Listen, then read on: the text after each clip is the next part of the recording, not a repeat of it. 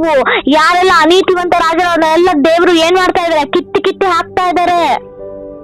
ಅನೀತಿವಂತರನ್ನ ಆರಿಸ್ಕೊಳ್ತಾ ಇದಾರೆ. ನೀತಿವಂತರನ್ನ ಸಪ್ರೇಟ್ ಮಾಡ್ತಾ ಇರೋ ಕಾಲ ಇದು. ಬಹಳ ಎಚ್ಚರಿಕೆಯಿಂದ ಇರ್ಬೇಕು.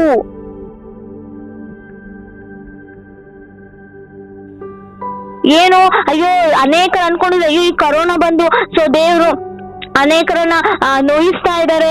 ಸೊ ಅನೇಕ ಬಡವರು ಆ ರೀತಿ ಹೋಗ್ತಾ ಇದ್ದಾರೆ, ಈ ರೀತಿ ಆಗ್ತಾ ಇದ್ದಾರೆ, ಬಹಳ ಕಷ್ಟ ಎಂಬುದಾಗಿ. ನಿಜ, ಹೌದು, ದೇವರಿಗೆ ಗೊತ್ತು. ಅದು ಸಮಯ ಬಂದು ಬಿಟ್ಟಿದೆ, ದೇವರ ಸಮಯ ಬಂದು ಬಿಟ್ಟಿದೆ, ಯುಗದ ಸಮಾಪ್ತಿ ಬಂದು ಬಿಟ್ಟಿದೆ ಆಲ್ರೆಡಿ. ಸೊ ಅದಕ್ಕೆ ದೇವರು ನೀತಿವಂತರನ್ನ ಅನೀತಿವಂತರನ್ನ, ಕೆಟ್ಟವ್ರನ್ನ ಒಳ್ಳೆಯವ್ರನ್ನ, ಗೋಧಿ ರೀತಿ ಇರುವಂತವ್ರನ್ನ, ಕಣಜ ರೀತಿಯಲ್ಲಿ ಇರುವಂತವ್ರನ್ನೆಲ್ಲ ಸಪ್ರೇಟ್ ಮಾಡ್ತಾ ಇದ್ದಾರೆ ಪ್ರಿಯರೇ. ದೇವರಿಗೆ ಸ್ತೋತ್ರ. ನಾವು ಗೋಧಿಯ ರೀತಿಯಲ್ಲಿ ಇರ್ಬೇಕು. ನಾವು ಒಳ್ಳೆಯ ಮೀನುಗಳಾಗಿರ್ಬೇಕು ಪ್ರಿಯರೇ. ನಾವು ಪರೀಕ್ಷೆ ಮಾಡ್ಕೋಬೇಕು. ಅಪ್ಪ, ನಿನ್ನ ಮುದ್ರೆ ನಾನು ಹೊಂದ್ಕೊಳ್ಬೇಕು, ನನ್ನ ಪರಲೋಕ ರಾಜ್ಯಕ್ಕೆ ನಾನು ಬರ್ಬೇಕೆಂಬುದಾಗಿ. ಇದೆಲ್ಲ ಟೀಚ್ ಮಾಡ್ತಾ ಇರೋದು ಯಾಕೆ ಗೊತ್ತಾ? ನಾವು ಸಿದ್ಧರಾಗಬೇಕು. ಅನೇಕರನ್ನ ಸಿದ್ಧಪಡಿಸ್ಬೇಕಾಗಿದೆ, ತುಂಬಾ ವೇಗವಾಗಿ ಸಿದ್ಧಪಡಿಸ್ಬೇಕಾಗಿದೆ. ದೇವರ ಬರೋಣ ಸೊ ಬಹಳವಾಗಿ ಹತ್ತಿರದಲ್ಲಿದೆ, ಬಹಳ ಹತ್ತಿರದಲ್ಲಿದೆ. ಅದು ಪ್ರವಚನಗಳು ದೇವರು ಹೊರಡಿಸ್ತಾ ಇದ್ದಾರೆ, ಎಲ್ಲ ಕಾರ್ಯಗಳು ನಡೀತಾ ಇದೆ. ಸೊ ದೇವರ ಬಹಳ ಬಹಳ ಬಹಳ ಬಹಳ ಬಹಳ ಹತ್ತಿರವಾಗಿದೆ. ಸೊ ನಾವು ಸಿದ್ಧಪಡಿಸ್ಕೊಳ್ಳೋಣ, ಅನೇಕರನ್ನ ಸಿದ್ಧಪಡಿಸೋಣ ಪ್ರಿಯರೇ. ಸೊ 50 ಆದ ಮೇಲೆ ಸೊ 51ನೇ ವಚನದಲ್ಲಿ ದೇವರು ಕೇಳ್ತಾ ಇದ್ದಾರೆ ಶಿಷ್ಯರಿಗೆ ಕೇಳ್ತಾ ಇದ್ದಾರೆ ಏನಂತ ಗೊತ್ತಾ? ಈ ಎಲ್ಲಾ ಮಾತುಗಳು ಅರ್ಥ ನಿಮಗೆ ಆಯಿತೋ, ತಿಳಿಯಿತೋ ಎಂದು ಕೇಳಲು ಅವರು ತಿಳಿಯಿತು ಅಂದರು. ಆಗ ಆತನವರಿಗೆ ಹೀಗಿರಲಾಗಿ ಪರಲೋಕ ರಾಜ್ಯದ ವಿಷಯವಾಗಿ ಉಪದೇಶ ಹೊಂದಿ ಶಿಕ್ಷಿತನಾದ ಪ್ರತಿಯೊಬ್ಬ ಶಾಸ್ತ್ರೋಪದೇಶಕನು ಮನೆ ಯಜಮಾನನಿಗೆ ಹೋಲಿಕೆಯಾಗಿದ್ದಾನೆ ಎಂಬುದಾಗಿ ಶಿಷ್ಯರಿಗೆ ಹೇಳಿದ್ರು. ಎಲ್ಲ ಸಾಮ್ಯ ರೂಪವಾಗಿ ಯಾಕೆ ಹೇಳಿದ್ರು ಗೊತ್ತಾ? ದೇವರೊಂದು ಮಾತನ್ನ ಹೇಳಿದ್ರಲ್ಲ, ನೀವು ಮೀನುಗಳನ್ನ ಇಡುವ ಬೆಸ್ತರನ್ನಾಗಿ ಅಲ್ಲ, ಮನುಷ್ಯರನ್ನ ಹಿಡಿಯುವ ಬೆಸ್ತರನ್ನಾಗಿ ಮಾಡ್ತಾನೆ ಎಂಬುದಾಗಿ ದೇವರು ಹೇಳಿದ್ರ. ಅದೇ ರೀತಿಯಾಗಿ ಮನುಷ್ಯರನ್ನ ಹಿಡಿಬೇಕು ಅಂದ್ರೆ ದೇವರು ಅವ್ರಿಗೆ ಏನ್ ಮಾಡ್ಬೇಕು? ಸೊ ಅವರಿಗೆ ಟೀಚ್ ಮಾಡ್ಬೇಕು, ಅವರಿಗೆ ಎಲ್ಲವನ್ನ ಹೇಳ್ಕೊಡ್ಬೇಕು ಯಾವ ರೀತಿ ಅಂತ. ಅದಕ್ಕೆ ಅವ್ರಿಗೆ ಸಾಮ್ಯ ರೂಪಗಳೆಲ್ಲ ದೇವರು ಹೇಳ್ಕೊಡ್ತಾ ಇದಾರೆ. ಯಾವ ರೀತಿ ನೀವು ಹೋಗ್ಬೇಕು, ಲೋಕದೊಳಗೆ ಯಾವ ರೀತಿ ಹೋಗ್ಬೇಕು, ಯಾವ ರೀತಿ ಪರಲೋಕ ರಾಜ್ಯದ ಸುವಾರ್ತೆ ಬಗ್ಗೆ ಹೇಳ್ಬೇಕು. ಸೊ ಆ ರಾಜ್ಯಕ್ಕೆ ಅನೇಕರನ್ನ ಸೇರ್ಪಡೆ ಮಾಡ್ಬೇಕೆಂಬುದಾಗಿ ಸೊ ದೇವರು ಹೇಳಿ ಅವರಿಗೆ ಒಂದು ಪ್ರಶ್ನೆ ಕೇಳ್ತಾ ಇದ್ದಾರೆ. ನಿಮಗೆ ಅರ್ಥ ಆಯ್ತಾ? ಈಗ ಅರ್ಥ ಆಯ್ತಾ ನಿಮಗೆ? ಈಗ ತಿಳಿತಾ ಅಂತ. ಅದಕ್ಕೆ ಶಿಷ್ಯರು ಹೇಳ್ತಾ ಇದ್ದಾರೆ ಅದ್ಭುತವಾಗಿ, ಹೌದು ಸ್ವಾಮಿ, ನಮಗೆ ಅರ್ಥ ಆಯ್ತು, ನಮಗೆ ತಿಳಿಯಿತು ಎಂಬುದಾಗಿ. ಸೊ ದೇವರು ಹೇಳಿದ ಎಲ್ಲ ಮಾತುಗಳನ್ನ ಅವ್ರು ಯಾವ ಕಿವಿಯಿಂದ ಕೇಳಿದ್ರು ಗೊತ್ತಾ? ಆತ್ಮಿಕ ಕಿವಿಯುಳ್ಳವರಾಗಿ ಅವರು ಕೇಳಿದ್ದಾರೆ ಪ್ರಿಯರೇ. ಇವಾಗ ದೇವರು ನಮಗೆ ಟೀಚ್ ಮಾಡಿದ್ದಾರೆ. ಪರಲೋಕ ರಾಜ್ಯ ಅಂದ್ರೆ ಏನು, ಯುಗದ ಸಮಾಪ್ತಿ ಅಂದ್ರೆ ಏನು, ಯುಗದ ಸಮಾಪ್ತಿಯಲ್ಲಿ ಏನು ಆಗುತ್ತೆ ಎಂಬುದಾಗಿ ದೇವರು ತಿಳಿಸ್ತಾ ಇದ್ದಾರೆ. ನಾವೇನ್ ಮಾಡ್ಬೇಕು? ನಾವು ಸಿದ್ಧಪಡಿಸ್ಕೋಬೇಕು, ಅನೇಕರನ್ನ ಸಿದ್ಧಪಡಿಸ್ಬೇಕು. ಅನೇಕರು ಬರೀ ಆಶೀರ್ವಾದಗಳು ಅದು ಇದು ಎಂಬುದಾಗಿ ಹೇಳುವಂತ ಕಾರ್ಯಗಳೇ ಆಗ್ತಿದೆ. ಆದ್ರೆ ಈಗ ನಾವು ಹೇಳುವಂತದ್ದು ಯಾವ ರೀತಿ ಇರ್ಬೇಕು ಗೊತ್ತಾ? ಪರಲೋಕ ರಾಜ್ಯದ ಕುರಿತು ನಾವು ಹೇಳ್ಬೇಕು. ಪರಲೋಕ ರಾಜ್ಯ ಸಮೀಪ ಆಗ್ತಿದೆ, ದೇವರ ಬರೋಣ ಸಮೀಪ ಆಗ್ತಿದೆ, ದೇವರನ್ನು ನಂಬ್ಕೊಳ್ರಿ ಎಂಬುದಾಗಿ ನಾವು ಹೇಳ್ಬೇಕು ಪ್ರಿಯರೇ. ನಾವು ಎಚ್ಚರಿಕೆ ಮಾತುಗಳನ್ನ ಹೇಳ್ಬೇಕು. ಇದುವರೆಗೂ ಆಶೀರ್ವಾದಗಳ ವಾಕ್ಯಗಳಾಯ್ತು, ಸ್ವಸ್ಥತೆಯ ವಾಕ್ಯಗಳಾಯ್ತು, ಎಲ್ಲವೂ ಆಯ್ತು. ಆದ್ರೆ ಈಗ ಯುಗದ ಸಮಾಪ್ತಿ ಬರ್ತಾ ಇದೆ. ಕಾಯುವಂತ ರೀತಿಯಲ್ಲಿ ಇರ್ಬೇಕು. ಸಿದ್ಧಪಡ್ತಿದ್ದೇವೆ ಅಲ್ಲ, ಸಿದ್ಧವಾಯ್ತು ಸ್ವಾಮಿ, ನಾವು ಸಿದ್ಧರಾಗಿದ್ದೇವೆ. 5 ಬುದ್ಧಿಯುಳ್ಳ ಕನ್ನಿಕೆಯರು ಹೇಗೆ ವೇಟ್ ಮಾಡ್ತಿದ್ದಾರೋ ಮೊದಲಿಂದ ಅದೇ ರೀತಿ ನಾವು ಸಿದ್ಧಪಟ್ಟು ಆತನಿಗೋಸ್ಕರ ವೇಟ್ ಮಾಡುವ ಸ್ಥಿತಿಯಲ್ಲಿ ನಾವು ಬರ್ಬೇಕಾಗಿದೆ. ಇನ್ನೂ ಟೀಚಿಂಗ್ ಆಗ್ತದೆ, ಸಿದ್ಧಪಡ್ರಿ, ಇನ್ನೂ ಸಿದ್ಧಪಡಿಸ್ಕೊಳ್ರಿ ನಿಮ್ಮನ್ನ ನೀವು ಅಂತ ನಾವು ಹೇಳ್ತಾ ಇದ್ದೇವೆ. ಅಪ್ಪ, ನಿನ್ನ ರಾಜ್ಯಕ್ಕಾಗಿ ನಾವು ಸಿದ್ಧರಾಗಿ ನಿಂತಿದ್ದೇವೆ ಎಂಬುದಾಗಿ. ಅಪ್ಪ, ನಿನ್ನ ರಾಜ್ಯಕ್ಕಾಗಿ ನಾವು ಬರೋಣದಲ್ಲಿ ನಾವು ಸಿದ್ಧರಾಗಿದ್ದೇವೆ, ನಾವು ಬರೋಣಕ್ಕೋಸ್ಕರ ನಾವು ವೇಟ್ ಮಾಡ್ತಿದ್ದೇವೆ ಅಂತ ಹೇಳಲಿಕ್ಕೆ ಸಾಧ್ಯವಾ? ಪರ್ಫೆಕ್ಟ್ ಆಗಿದ್ದೇವಾ? ಒಂದು ಬಾರಿ ನಾವು ಪರೀಕ್ಷೆ ಮಾಡ್ಕೊಳ್ಳೋಣ. ದೇವ್ರು ಹೇಳಿದ್ರು ಸಿದ್ಧಪಡ್ರಿ ಎಂಬುದಾಗಿ. ಅಪ್ಪ, ನಾವು ಸಿದ್ಧಪಟ್ಟಿದ್ದೇವೆ, ನೀನು ಬಾ ಎಂಬುದಾಗಿ ನಾವು ಕರೀತಿದ್ದೇವಾ? ಅಷ್ಟು ಧೈರ್ಯ ನಮ್ಮಲ್ಲಿ ಇದೆಯಾ? ಆದ್ರೆ ದೇವರ ಸಮೀಪ ಬಂದು ಬಿಟ್ಟಿದೆ. ಆತನು ಕಳ್ಳನು ಬರುವ ರೀತಿಯಲ್ಲಿ ಬಂದು ಬಿಡ್ತಾನೆ ಪ್ರಿಯರ. ಇದೆಯಾ ವಾಕ್ಯದಲ್ಲಿ? ಕಳ್ಳನು ಬಂದ ಹಾಗೆ ಬರ್ತಾನೆ ಎಂಬುದಾಗಿ. ಕಳ್ಳನು ಯಾವ ಕ್ಷಣಕ್ಕೆ, ಯಾವ ದಿನ ಬರ್ತಾನೆ, ಎಷ್ಟು ಗಂಟೆಗೆ ಬರ್ತಾನೆ, ಯಾವ ಸಮಯ ಬರ್ತಾನೆ ಅಂತ ಗೊತ್ತಾ ನಮಗೆ? ಗೊತ್ತಿಲ್ಲ ಪ್ರಿಯರ. ದೇವರು ಸಹ ಅದೇ ರೀತಿಯಲ್ಲಿ ಬರ್ಲಿಕ್ಕಿದ್ದಾರೆ. ಯಾವ ಕ್ಷಣ ಏನಾಗುತ್ತೋ ಗೊತ್ತಿಲ್ಲ, ಆದ್ರೆ ನಾವು ರೆಡಿ ಇರ್ಬೇಕು. ನಾವು ರೆಡಿ ಇರ್ಬೇಕು. ನಮ್ಮ ಹೃದಯವನ್ನ ದೇವ್ರು ನೋಡ್ತಾರೆ, ಅಂತರಂಗವನ್ನ ದೇವ್ರು ನೋಡ್ತಾರೆ. ನನ್ನ ಮಗಳು ವಾರ್ತೆ ಪರಲೋಕ ರಾಜ್ಯ ವಾರ್ತೆಗಳನ್ನೆಲ್ಲ ಕೇಳಿದ್ದಾರೆ. ಸೊ ಅವ್ರನ್ನ ಸಿದ್ಧಪಡಿಸ್ಕೊಳ್ತಾ ಇದ್ದಾರೆ ಎಂಬುದಾಗಿ ದೇವ್ರು ನೋಡ್ತಾರೆ. ಸಿದ್ಧಪಡಿಸ್ಕೊಳ್ತಾ ಇರೋ ದೇವರಿಗೆ ಮಹಿಮೆ. ನಾವು ಇನ್ನೊಬ್ಬರನ್ನ ಸಿದ್ಧಪಡಿಸಿದ್ರೆ ಇನ್ನೂ ದೇವರಿಗೆ ಮಹಿಮೆ, ಸ್ತೋತ್ರ. ಅಯ್ಯೋ ನನ್ನ ಮಗಳು ಸಿದ್ಧ ಪಡ್ತಾ ಇದ್ದಾಳೆ, ಅನೇಕರನ್ನ ಸಿದ್ಧಪಡಿಸ್ತಾರೆ ಅಂತ ದೇವ್ರು ತನ್ನ ಭರೋಣದಲ್ಲಿ ನಮ್ಮನ್ನ ಏನ್ ಮಾಡ್ತಾರೆ, ಆರಿಸ್ಕೊಳ್ತಾರೆ ಪ್ರಿಯರೇ. ಸೊ ನಮ್ಮನ್ನ ನಾವು ಪರೀಕ್ಷೆ ಮಾಡ್ಕೊಳ್ಳೋಣ, ಎಷ್ಟು ಮಟ್ಟಿಗೆ ನಾವು ಸಿದ್ಧರಾಗಿದ್ದೇವೆ, ಯಾವ ರೀತಿ ಸಿದ್ಧರಾಗ್ತಿದ್ದೇವೆ. ಇನ್ನು ಲೋಕಾನುಸಾರದ ಜೀವಿತದಲ್ಲ ಇನ್ನು ಜೀವಿಸ್ತಾ ಇದ್ದೇವಾ? ಆಲ್ರೆಡಿ ನೂತನ ಪಡಿಸಿದಾರೆ ದೇವ್ರು, ಇನ್ನ ಪೂರ್ವ ಸ್ಥಿತಿಯಲ್ಲೇ ನಾವು ಜೀವಿಸ್ತಾ ಇದ್ದೇವಾ? ಲೋಕದ ಮಾತುಗಳಲ್ಲಿ ಇನ್ನೂ ಅದೇ ರೀತಿಯಾಗಿದ್ದೇವಾ? ಲೋಕದ ಆಲೋಚನೆಗಳನ್ನ ಇನ್ನೂ ಅದೇ ರೀತಿಯಾಗಿ ಮಾಡ್ತಾ ಇದ್ದೇವಾ? ಎಚ್ಚರಿಕೆ, ಯುಗದ ಸಮಾಪ್ತಿ ಬಂದು ಬಿಡ್ತಾ ಇದೆ ಪ್ರಿಯರೇ. ಈ ಕರೋನಾ ಒಂದು ಜಸ್ಟ್ ಒಂದು ಇದಷ್ಟೇ, ಒಂದು ಪಾರ್ಟ್ ಅಷ್ಟೇ. ಇದಕ್ಕಿಂತ 2ರಷ್ಟು 3ರಷ್ಟು ಬರ್ಲಿಕ್ಕಿದೆ. ಆವಾಗ ನಮ್ಮ ಪರಿಸ್ಥಿತಿಗಳೇನು?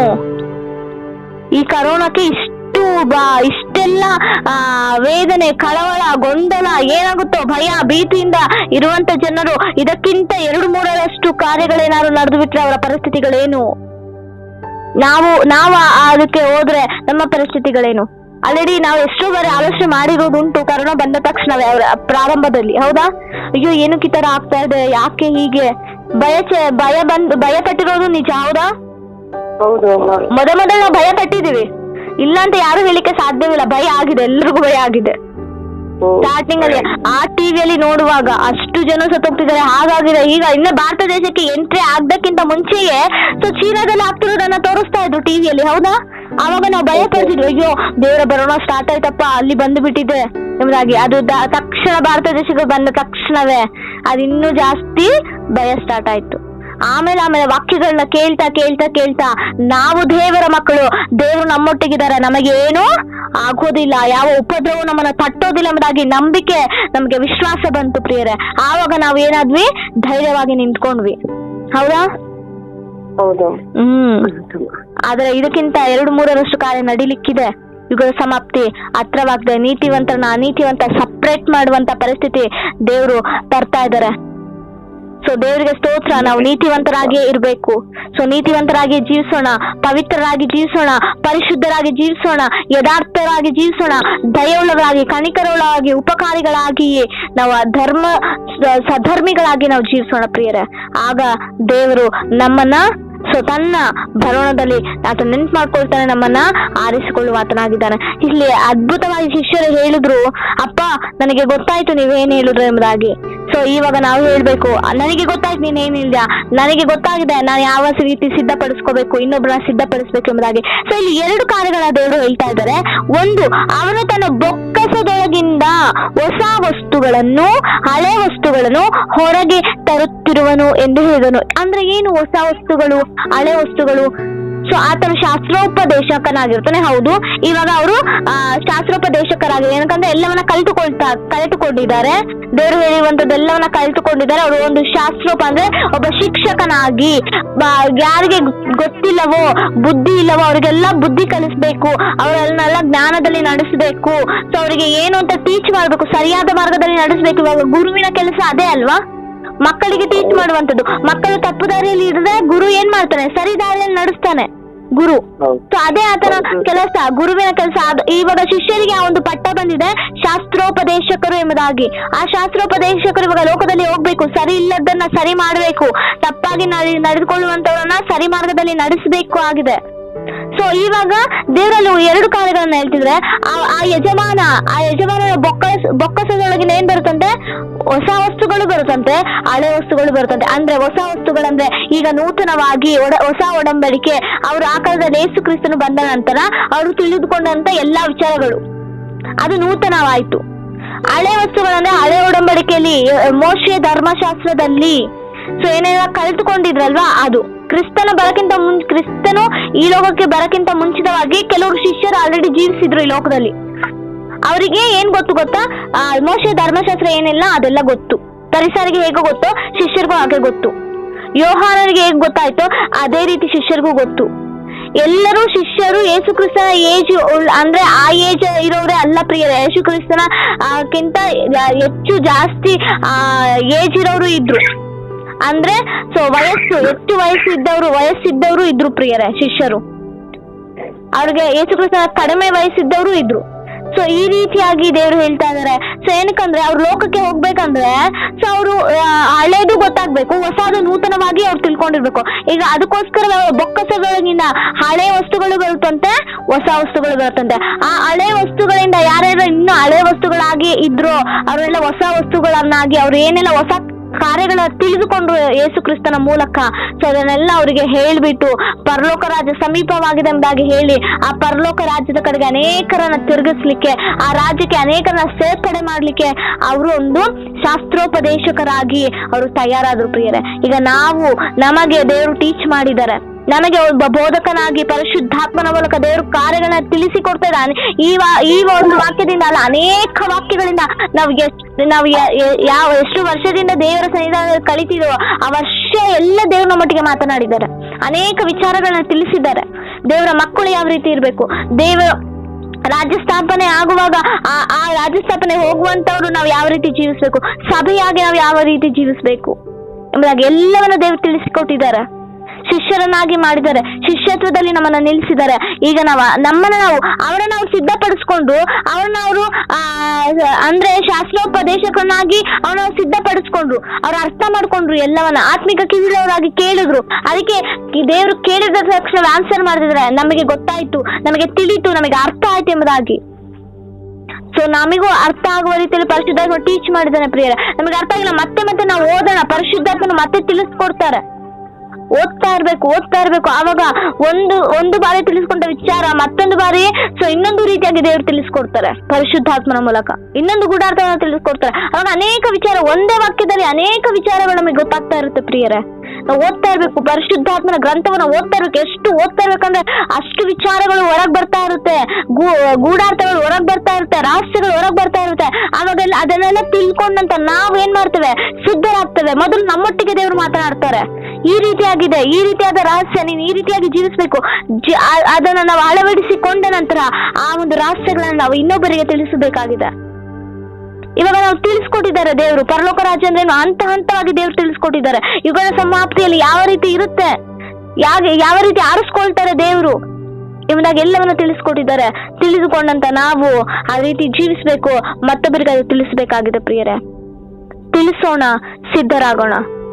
ಶಿಷ್ಯರ ರೀತಿಯಲ್ಲಿ ಶಾಸ್ತ್ರೋಪದೇಶಕರಾಗಿ ಒಳ್ಳೆಯದನ್ನ ಕೆಟ್ಟದನ್ನ ಒಂದು ಅರಿವಿಕೆಗೆ ಬಂದಂತೆ, ಸೊ ಹೊಸ ವಸ್ತು ಹಳೆ ವಸ್ತುವನ್ನ ಅವರು ಬೊಕ್ಕಸದಿಂದ ಹೊರಗೆ ಬಂದಂತೆ ಸೊ ದೇವರ ಕಾರ್ಯಗಳನ್ನ ಹೊರಡಿಸ್ಬೇಕಾಗಿದೆ ಪ್ರಿಯರ. ಈ ಲೋಕದಲ್ಲಿ ಬೆಳಕಾಗಿ ನಿಲ್ಲಬೇಕಾಗಿದೆ, ಉಪ್ಪಾಗಿ ತಯಾರಾಗಬೇಕಾಗಿದೆ. ನಾವು ರುಚಿಕರವಾಗಿ ಅನೇಕರಿಗೆ ಮಾರ್ಪಡುವ ರೀತಿಯಲ್ಲಿ ನಮ್ಮ ನಾವೊಂದಿಂದ ರಕ್ಷಣಾ ಆನಂದವನ್ನ ಇನ್ನೊಬ್ಬರಿಗೆ ನಾವು ಆನಂದವನ್ನ ಕೊಡ್ಬೇಕಾಗಿದೆ.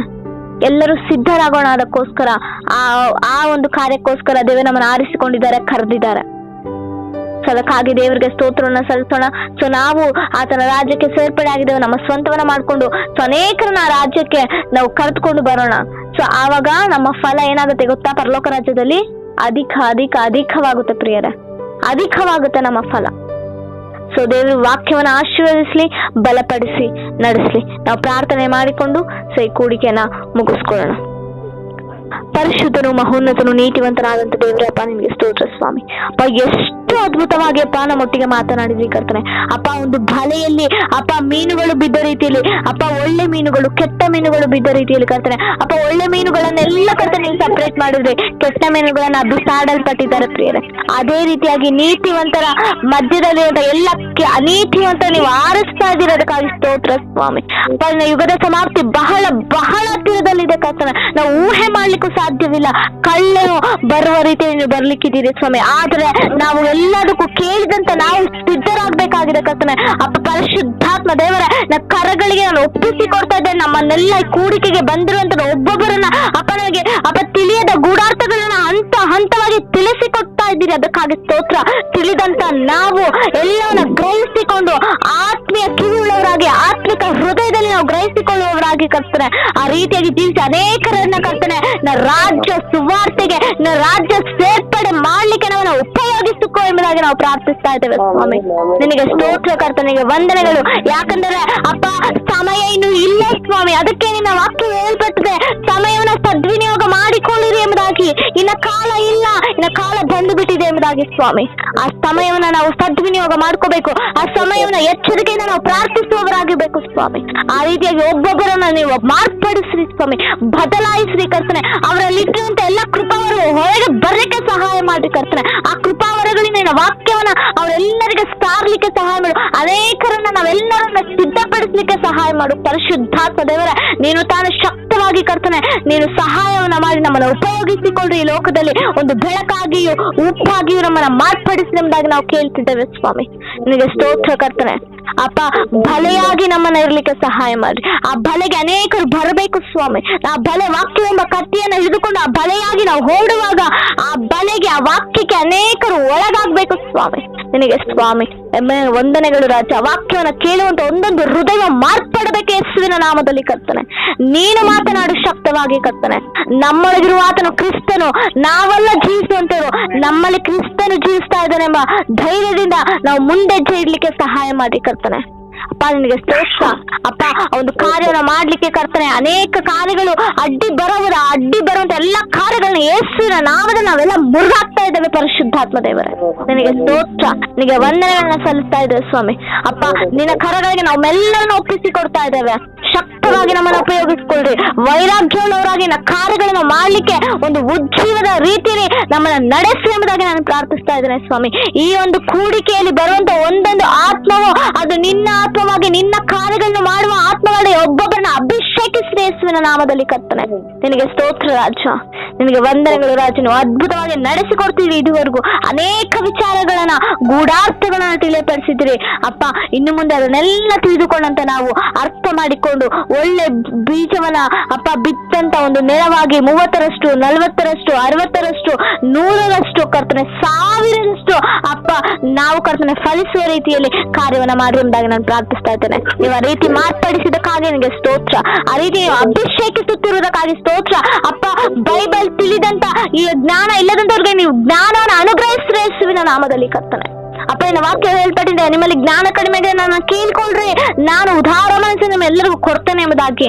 ಆ ಒಂದು ಜ್ಞಾನ, ಪರಲೋಕ ಜ್ಞಾನ ಒಬ್ಬೊಬ್ಬರ ಆತ್ಮದ ಮೇಲೆ ಸುರಿಯಲಿ ಎಂಬುದಾಗಿ ನಾನು ಪ್ರಾರ್ಥನೆ ಮಾಡ್ತಿದ್ದೇನೆ.